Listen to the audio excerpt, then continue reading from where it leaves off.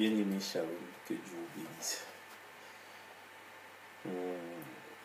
Aujourd'hui, je voulais attaquer un point que j'avais déjà commencé avant que les vautours là viennent me perturber un peu sur la divinité de William Branham que j'ai déjà expliqué, mais bon. Je voulais rester dans le livre d'Apocalypse, je voulais parler des 144 000. Vous savez, les 144 000. Je voulais quand même expliquer. J'ai déjà expliqué ça par écrit. Je voulais un peu expliquer. Les 144 000. C'est dans le livre d'Apocalypse, verset 7. Il y avait 12 000 dans chaque tribu. Donc 12 000 dans les tribus de Lévi, de Dan, de Zébulon, et 12 000. Donc 12 fois 12, ça fait 100. 12 000 fois 12, ça fait 144 000. C'est qui les 144 000? C'est qui ces 144 000? Cette prophétie s'est déjà réalisée. Comme je vous ai dit, toutes les prophéties de la Bible, tout ce que Jean a vu, à part Apocalypse 20, versets 8 à 5, tout est accompli dans le livre d'Apocalypse. J'ai mis quiconque au défi qui vient me prouver le contraire. Et dans les tribus, là, il y en avait 12 000. C'est qui les 12 000? Vous allez voir, c'est après l'ouverture des sceaux. C'est là où les 12 000 sont scellés. Les 12 000, les 144 000, ce sont des juifs orthodoxes. Ça ne nous concerne pas. Parce que chez les nations, les témoins de Jéhovah disent que ce sont des gens qui seront sauvés. On voit bien, on dit c'est la tribu de Judas, la tribu de Siméon. Ça concerne que les juifs. C'était des juifs qui devaient reconstruire Israël. Israël a été reconstruit en 1948. C'était des juifs qui devaient rentrer à Jérusalem lors de la construction de l'État d'Israël en 1948. Ils étaient 104. Et en plus, c'était une prophétie dans le livre d'Exode. Exode 19, versets 4 à 5. Ils devaient repartir. Comme vous avez vu, dans Exode, la Bible dit dans Exode 19, versets 4 à 5, que Dieu a sorti les enfants d'Israël en Égypte sur les ailes d'un aigle. Mais les ailes d'un aigle, non. Ils n'ont jamais utilisé les ailes d'un aigle. C'était une prophétie. Les ailes d'un aigle, c'est l'avion qui devait rentrer dans le pays, dans le Nouvelle Jérusalem, en avion. Et c'était une prophétie. Les ailes de l'aigle. L'avion, appareil volant imitant l'oiseau naturel. L'aigle, là, c'était l'avion. Donc, c'était marqué. Les 144 000, c'était des juifs orthodoxes, ceux qui pratiquaient vraiment le judaïsme. Ils sont rentrés lors de l'indépendance de l'État d'Israël en 1948. Ils étaient là, ils étaient scellés. C'était eux qui devaient être là à la création d'Israël quand Israël devait devenir une nation. On a parlé de la même manière comment ils devaient rentrer dans le livre d'Exode 19, verset 4. À verset 5, si vous lisez, vous allez voir, c'est sûr. Ce qui était marqué dans le livre d'Exode, ça ne concernait pas les enfants d'Israël parce qu'ils ne sont pas sortis en Égypte sur les ailes d'un aigle. Non. Les ailes d'un aigle, c'était au temps de la fin. Et cette prophétie-là s'est déjà réalisée. Si vous voyez, Jésus-Christ, il a dit dans Matthieu 24, le figuier que vous avez vu dans Matthieu 24, verset 32. Le figuier en train de bourgeonner. Cette génération ne passera pas sans que... Et le Fils de l'homme viendra. Si vous voyez le figuier, Israël devenir une nation, c'est que le Messie est déjà venu, nous sommes dans le millénium. Parce que Israël devait être construit dans le millénium. Le millénium, c'est une personne. Si vous voyez le millénium, c'est que l'enlèvement a déjà eu lieu. Vous voyez? C'est ça. Toutes les prophéties se sont accomplies. Les 144 000, c'est les juifs orthodoxes. Ils étaient 144 000 quand Israël a eu son propre drapeau en 1948. Ils sont rentrés dans les ailes d'un aigle qui représente l'avion. Ils sont venus. Mais remarquez, il y a un problème. Si vous lisez bien, parce que les gens ne font pas très bien attention, si vous voyez bien dans Apocalypse 7, parmi les 12 tribus, parmi les 144 000, il n'y a pas la tribu de Dan. La tribu de Dan a été remplacée par la tribu de Manassé. Manassé, c'est les enfants de Joseph quand il a eu en Égypte. Ils ne font pas partie de la tribu des enfants de Jacob. Parce que les 12 tribus concernent que les enfants de Jacob. Mais là, il y a Manassé qui est l'enfant de Joseph qui se retrouve dans les 144 000. On a enlevé la tribu de Dan. La tribu de Dan, pourquoi? Parce que dans le livre de 1 roi 12, la tribu de Dan, dans le livre de 1 roi 12, versets 27 à 28, ils ont adoré le veau d'or. Ils ont adoré les idoles. Et oui, et Dieu, il a dit, tant que la tribu de Dan sera sur terre, il ne sera pas dans la présence de l'Éternel. C'est la tribu pour... C'est écrit nulle part. Mais moi, je pense que Dieu avait effacé la tribu de Dan parce qu'ils avaient adoré les idoles dans 1 roi 12.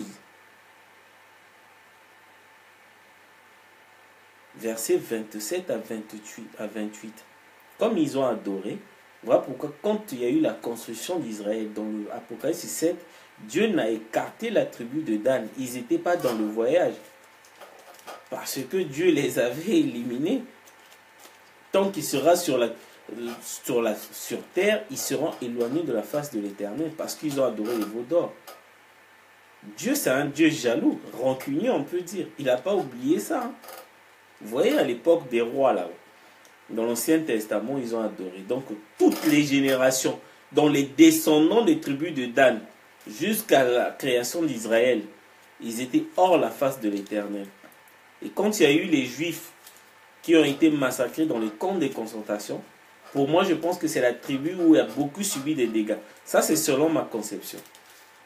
Parce que c'est écrit nulle part. Mais Dieu m'a dit, quand il y a eu des Juifs qui sont morts, les 6 millions de Juifs dans les camps de concentration, c'est la tribu de Dan qui a beaucoup plus subi. Parce qu'ils ont adoré. Et voilà. Et c'est la tribu qui sera beaucoup plus persécutée par rapport à d'autres tribus.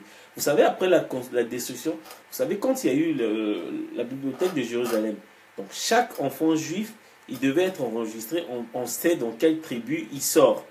Pour éviter la consanguinité, les gens de même tribu ne pouvaient pas se marier. Donc, il y avait des croisements. Toi qui es la tribu de Juda, il faut se marier, donc il faut chercher une femme dans la tribu de Siméon pour éviter la consanguinité. Donc chacun savait d'où il venait, dans quelle tribu il venait. Et quand il y a eu la destruction du temple de Jérusalem par l'empereur Titus en 70 après Jésus-Christ, donc aucun juif aujourd'hui, un juif ne sait pas s'il vient de la tribu de Judas, si la tribu de Joseph, de Manassé, ou de Siméon, ou de Dan. Les juifs, ils ne savent plus, parce que la bibliothèque a été détruite, et que les juifs, ils étaient dispersés. Voilà. Donc la tribu de Dan, Dieu les a écartés. Mais les gens pensent que la tribu de Dan est en enfer. Mais c'est faux. Moi, j'ai vu un pasteur, il a marqué que, soi-disant, parce que j'adore William Branham, je suis idolâtre. Et si je vais en enfer, c'est que la tribu de Dan est ressuscitée. Dieu va récupérer la tribu de Dan. Oui, la tribu de Dan, malgré qu'ils ont adoré les idoles, ils ne font pas partie des 144 000. Ils sont sauvés parce que dans Romains 11, verset 26, Dieu a dit, Paul il dit, tout Israël est sauvé. Israël, ce n'est pas le pays. Israël, c'est les descendants de Jacob. Et parmi ces descendants de Jacob, là, s'il y a Judas, il est sauvé. Vous voyez, la tribu de Dan est sauvée. Parce que c'est pas parce qu'ils ont adoré les idoles. Ils ont adoré les idoles, ils sont allés, Dieu les a effacés sur la terre, sur la présence de l'Éternel, tant qu'ils étaient sur terre. Mais au temps de la fin, au son du 7e ange, de la trompette du 7e, parce que le son de trompette concerne que les Juifs. Au son de la trompette du 7e ange,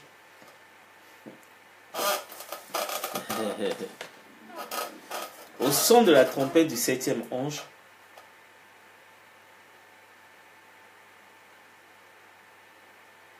tout Israël est sauvé.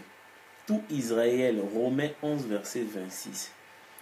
Donc, dans ce son-là, la résurrection de tout, même si Judas est allé en enfer, J'ai jamais dit que Judas est allé au paradis. Non. Judas est d'abord allé en enfer parce qu'il a combattu la parole. Mais au temps de la fin, parce que le salut c'est toujours au temps de la fin, au son de la trompette qui concerne les Juifs, Judas, étant donné qu'il est descendant des 140, descendant de Jacob, il a le sang Jacob, parce que le salut d'Israël dépend que du sang. William Branham, il dit que les Juifs, ils ont le sang pur au monde. Quand vous voyez la pureté, c'est le sang, la vie éternelle, ça veut dire ceci, que le salut de Juifs dépend du sang. Il faut comprendre le langage prophétique. Judas est aussi allé sauver parce qu'il est un sang juif. C'est un descendant de Jacob. Il fait partie des 12 tribus, Judas. Donc Dan, ils sont sauvés. La tribu de Dan est sauvée. Ils ne font pas partie des 144 000, mais est sauvée au temps de la fin. Donc ceux qui seront sauvés, vous allez voir Judas. Vous allez voir Judas. Donc les 144 000, pour faire une récapitulation, donc ça concerne les Juifs qui devaient rentrer. Les Juifs orthodoxes. Donc les Juifs, vous voyez là, ils ont la longue barbe comme ça, ceux qui pratiquent Israël. Ils sont loin, ils habitent toujours hors Jérusalem. Ils viennent juste à Jérusalem pour prier, après ils rentrent. Ils n'habitent pas là-bas. Ils sont toujours hors Jérusalem. Ils n'habitent pas dans la ville sainte. Ils habitent tout autour de Jérusalem. Et ceux-là, les 144 000 sont scellés. Si vous voyez 144 000, William Branham il dit que Israël sera sauvé. Les 144 000 seront scellés pendant le millénium, lors de la création d'Israël. Toutes les prophéties sont accomplies. Donc j'ai vu un pasteur là, qui sont en train de raconter. Mais vous allez me... Là maintenant, pour des gens qui veulent parler encore de la divinité de William Branham, j'ai des citations. Donc je vais parler que le livre d'Apocalypse parce que c'est ce que je faisais avant. Ces derniers temps, j'étais là en train d'expliquer un peu aux incrédules que par la Bible et par les citations de William Branham, que William Branham est le Messie. Mais comme si ils sont voilés, ils ne peuvent pas voir. L'âge de la Odyssée est aveugle. On peut leur montrer les Écritures comme ça. Ils ne peuvent pas voir. Parce que Dieu les a aveuglés. Parce que la lumière, la parole, c'est la lumière, c'est le soleil. Quand ça vient, ça aveugle les uns et ça éclaire les autres. La même chose, hein, fait deux fonctions à la fois. Comprenez? L'évangile, quand ça arrive, ça aveugle certains et ça ouvre les yeux des autres. Donc voilà, on ne peut pas faire autrement. On ne peut pas faire autrement. Hier, j'ai eu une discussion avec les témoins de Jéhovah. Aujourd'hui, j'étais en train de parler, toujours après le travail, parler de William Branham, des insultes. Il y a quelqu'un qui m'a dit il m'a traité de quoi?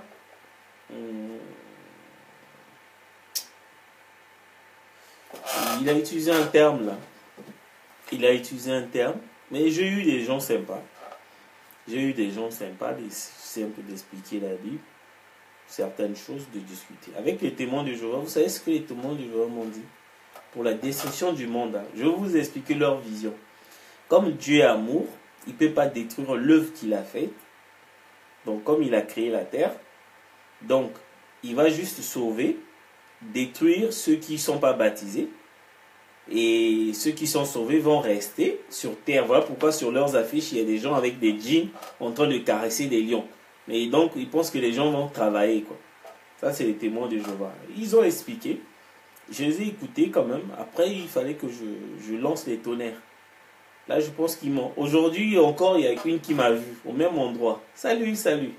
Hier, il a reçu des tonnerres. Donc, ils pensent que la terre, là, ne sera pas détruite. La terre, là, va être détruite.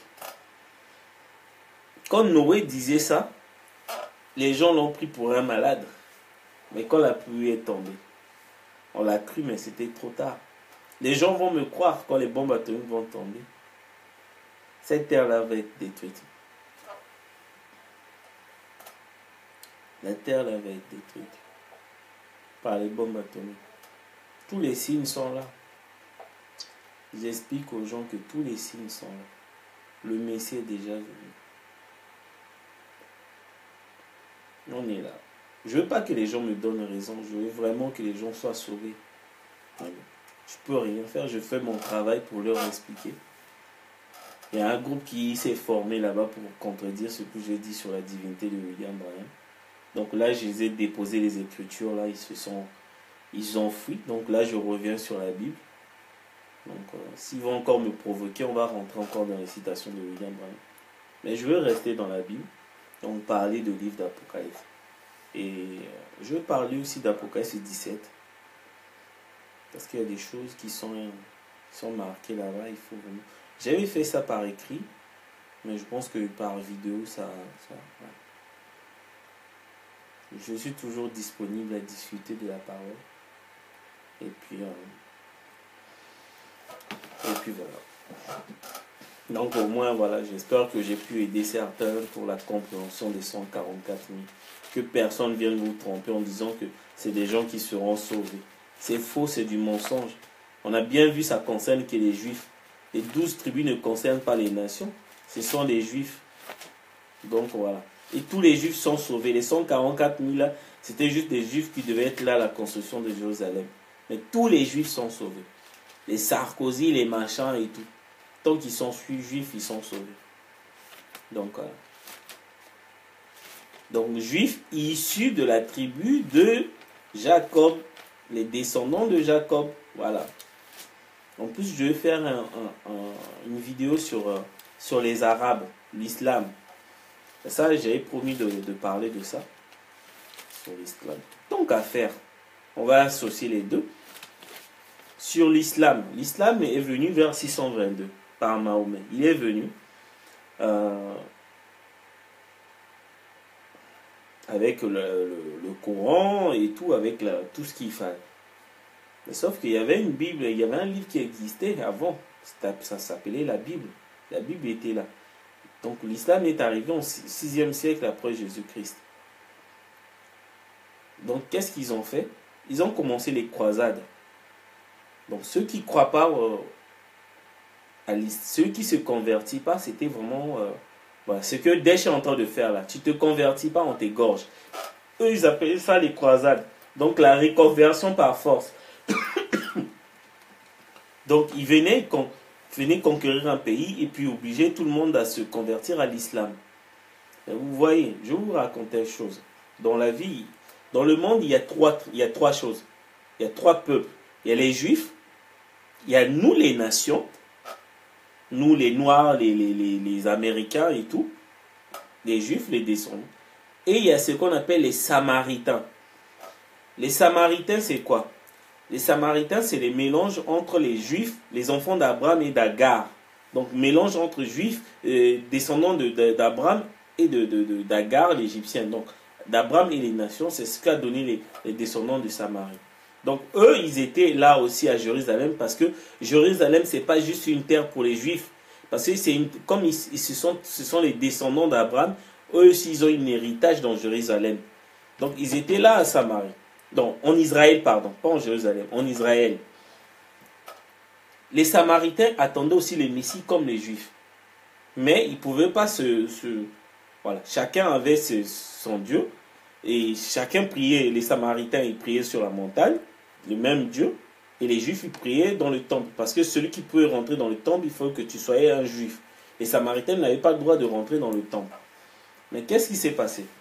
Mais les Samaritains attendaient le Messie aussi comme les Juifs. Mais sauf que Jésus-Christ, quand tu es dans la femme samaritaine, dans Jean 4, il a révélé, il a discerné les pensées de la femme samaritaine. Tu as eu 5 maris. Voilà, celui qui est avec toi n'est pas ton mari. Il dit, tu es prophète. Après, Jésus-Christ, il est rentré dans le lieu d'adoration. Il dit, l'heure vient, il est déjà venu, où les vrais adorateurs adoreraient le Père en esprit, en vérité. Et c'est là la femme, il dit, quand le Messie viendra, il nous dira ces choses-là. Jésus dit, je suis le Messie. Et la femme, elle est partie dans la ville. Eux ici, ils attendaient le Messie. Jésus-Christ est resté 3 jours en Samarie. Vous allez voir au verset 42, dans Jean 4. C'est là où les Samaritains, la femme était tellement excitée pendant des jours. Ouais, c'est grâce à moi et tout. Jésus-Christ, il a prêché en Samarie. C'était pas les Juifs, hein, c'était les Arabes. Les Samaritains, ce sont les Arabes. Et eux ici, ils attendaient le Messie, les Arabes. Au temps de Jésus. Il a prêché ce jour, il n'a jamais fait des miracles. C'est là où ils ont dit à Jésus, à la femme là, oh toi, calme-toi. On sait que c'est toi qui a ramené, c'est grâce à toi que Jésus-Christ est venu dans notre ville. Mais nous avons cru. Ce n'est pas parce que toi, tu es en train de crier. Nous avons cru parce que nous avons entendu que celui-là, c'est lui le Messie. Croyez-moi, les Arabes, avant d'être musulmans, ils étaient des chrétiens, ils croyaient, ils ont cru en Jésus-Christ. Jusqu'au 6e siècle, avant l'arrivée de l'islam. L'islam est arrivé avec Mahomet. Et vous allez voir, il y a un miracle qui se fait dans le pays arabe, les gens ne font pas attention. Les gens ils pensent que dans tous les pays arabes, c'est tous les musulmans. C'est faux. Dans tous les pays arabes, il y a des chrétiens. Ils sont en train de résister. Ils ont résisté à Mahomet parce que Mahomet voulait convertir les gens par force à l'islam. Eux, ils ont résisté. Si vous voyez des chrétiens de l'Orient, là, ce sont les descendants des Samarites qui ont résisté à l'islam. Ils n'ont jamais voulu se convertir à l'islam. Vous voyez? Eux, ils sont sauvés. Ils sont sauvés parce que leur croyance, le fait de garder la croyance sur le christianisme, ils sont sauvés. C'est un peu papa. Vous allez voir dans Romains chapitre 11, verset 31. Dieu, c'est là où Paul écrit: ô profondeur, Seigneur, tes voies, ton jugement insondable, tes voies sont incompréhensibles. Dieu a une façon de juger les gens et de donner le salut. Il n'y a que lui qui sait le. Paul, il a crié: ô profondeur, le jugement de Dieu est insondable. Les gens là, les chrétiens d'Orient, qui sont en train de résister à Daesh, ils sont sauvés. Quand tu gardes ta foi sur le christianisme, en Orient là-bas, tu es sauvé. Les Juifs, les Arabes, ils sont sauvés comme ça. Pour les Arabes qui ne se sont pas convertis à l'islam, l'islam c'est le démon. Je le dis clairement. Pour les Juifs, les Arabes qui ont résisté, malgré que Daesh est en train d'égorger les gens, ils n'ont pas d'armes, ils ont résisté. Ils sont encore là, ça fait plus de 2000 ans. Ils ont le Dieu avec eux. C'est un truc, on voit ça. On détruit leur maison. Ils viennent en France pour se réfugier. Mais les gens là ne peuvent pas vivre en dehors de leur terre. Ils rentrent toujours, malgré des ruines. On leur donne. Et vous allez voir, il y a un phénomène bizarre. Ils ont fui la Syrie là-bas. Parce que partout dans le pays arabe, il y a des chrétiens. Les chrétiens, les descendants, ce sont les descendants des Samaritains. Malgré la guerre, ils ont fui. Ils sont venus en Europe. On leur a donné du travail. On leur a donné tout. Mais leur but, ils veulent rentrer. Ils n'ont pas voulu de l'Europe. Parce qu'ils ne peuvent pas vivre hors leur terre. C'est comme ça, c'est dans leur cœur. Sauf que les gens voient beaucoup plus les nations. Ils voient les Juifs. Mais il y a les Samaris au milieu. Est-ce que vous parlez des Samaritains? Il faut parler parce qu'il y a trois peuples. Il y a les Juifs, il y a les nations et les Samaritains. On voit juste l'Est, l'Ouest, l'Est et l'Ouest. Mais les Samaritains, les Arabes. William Branham, il en a parlé. William Branham, il a parlé des Samaritains. Il a parlé des Samaritains. Les Samaritains, ce sont les Arabes. Ce sont les Arabes qui ne se sont pas convertis à l'islam. Eux, ils sont sauvés. Tant qu'ils se rendent sur leur terre. En Arabie Saoudite, là où vous voyez les femmes, il y a des chrétiens. C'est des petits villages reculés, ils sont tellement pauvres, ils n'ont pas voulu. Ils n'ont pas voulu de la richesse des Saoudiens, du pétrole là qui est partagé entre les musulmans. Et ils vivent, si vous allez voir dans un pays comme l'Arabie Saoudite, allez voir les chrétiens là-bas, ils sont pauvres, ce sont les agriculteurs. Mais Dieu est avec eux, ils mangent avec le peu que Dieu leur donne. Ils sont là-bas, ils ont résisté à l'islam, leurs arrière-grands-parents. Les musulmans, ils venaient avec les machettes et ils coupaient, les gorgeaient la tête. Si tu ne te convertis pas, ils égorgent. Eux, ils étaient prêts à être sacrifiés pour Dieu, pour Jésus-Christ. Mais sauf que leur jugement, c'est un peu à part. Vous comprenez? Donc, je voulais parler des Samaritains. Les Arabes. Il ne faut pas les oublier. Vous voyez, non, en Algérie, on voit que oui, même le Maroc, tous les pays arabes, il y a des chrétiens. Ce sont les descendants des Samaritains. Eux, ils attendaient l'arrivée de Messie. Ils sont sauvés. Tant qu'ils garderont leur foi, ils sont sauvés. Pour ceux qui ne sont pas convertis à l'islam. Et après, je veux parler de la relation entre le message de la Bible et l'Afrique. Je parle. Le temps court. Il faut que je parle d'un coup. Parce qu'on ne sait pas demain ce qui est demain est fait. Je ne sais pas si je serai là demain. Mais je crois que je serai là demain. Mais il faut que l'on dise tout. Parce que ça ne sert plus de garder les choses. Il y a tellement de vérités dans la Bible. Les gens doivent comprendre un peu l'histoire. Ils ont des questionnements, ils se posent des questions, mais ils n'ont jamais eu de réponse. Pour ceux qui ont des réponses, essayez de publier. Si vous avez des connaissances, publiez, faites des vidéos, partagez. Dieu va vous donner encore d'autres révélations. Moi, je crois à ça. Je crois. Donc, j'ai parlé des 144 000, j'ai parlé des Samaritains. Les Samaritains, ce sont les Arabes. Hein, les descendants d'Abraham et d'Agar. Hein? On peut dire les Ismaélites. Oh, profondeur. J'aime bien le verset. Paul, il a bien crié. Parce que ça l'a dépassé. Il a vu Judas sauvé. Il a vu les Samaritains sauvés. Il criait, il ne comprenait pas. Ô profondeur. Romains 11, verset 33. Ô profondeur de la richesse, de la sagesse et de la science de Dieu. Que ses jugements sont insondables et ses voies sont incompréhensibles. Ça, ce verset-là, franchement. Vous voyez, il a crié aux profondeurs. Là, il finissait d'abord au verset 26, même au chapitre, là où il dit que tout Israël est sauvé. Donc, il a vu des Hérode, Hérodias, tout. Les Corées d'Athan, il a vu ça. Il a crié profondeur. Le jugement de Dieu est insondable. Ses voies sont incompréhensibles. Qui croyait que le brigand devait être sauvé?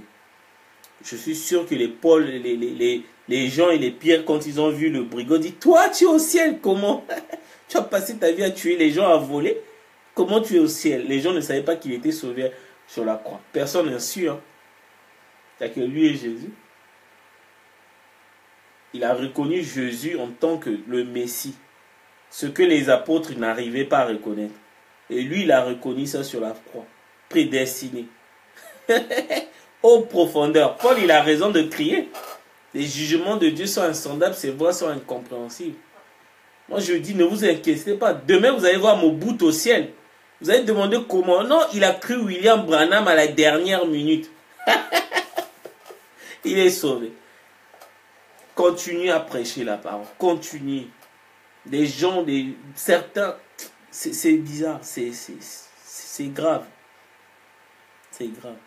Vous serez étonné de voir ça au ciel. À la dernière minute, il a cru William Branham. En Pilala, il est baptisé. 2 jours après, il meurt, il est sauvé. C'est ça. Hein? Le brigand, il a passé sa vie. Il n'était même pas baptisé, le brigand. Sauvé depuis la croix. Cloué comme ça. Sauvé. Vous voyez les conditions? Ça, c'est Dieu. Il fait des choses, ce que vous n'attendez pas. Vos pensées ne sont pas les pensées de l'Éternel.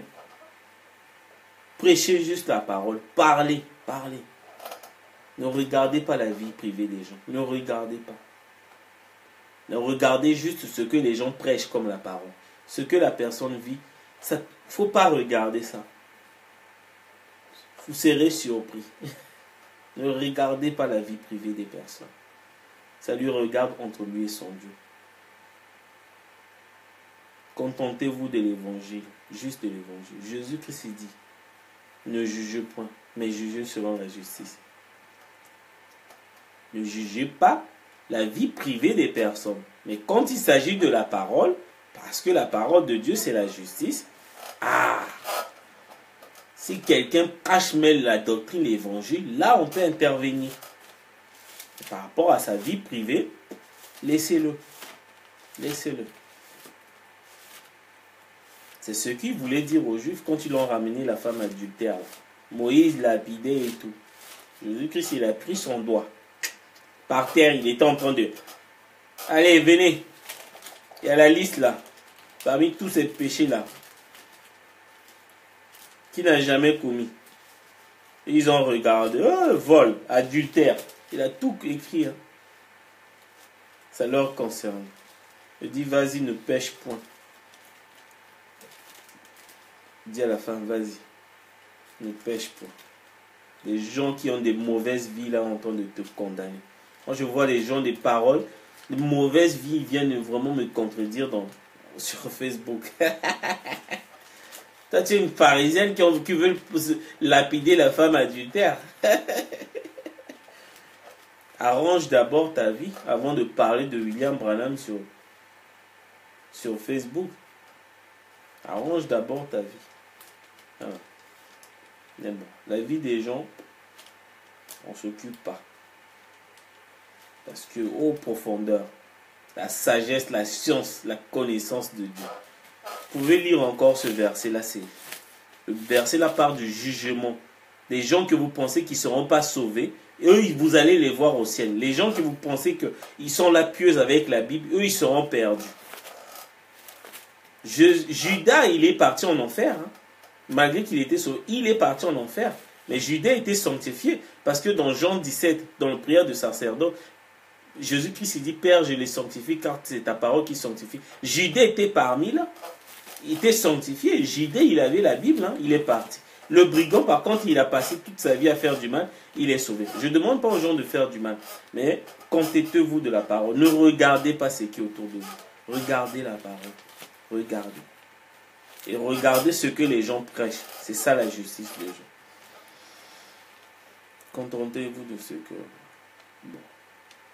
Je voulais juste parler de ça. Au moins, deux sujets d'un coup. Comment on gagnera du temps. Il n'y a plus de temps. Hein. Ne remettez jamais à demain ce que vous pouvez faire aujourd'hui. Jamais.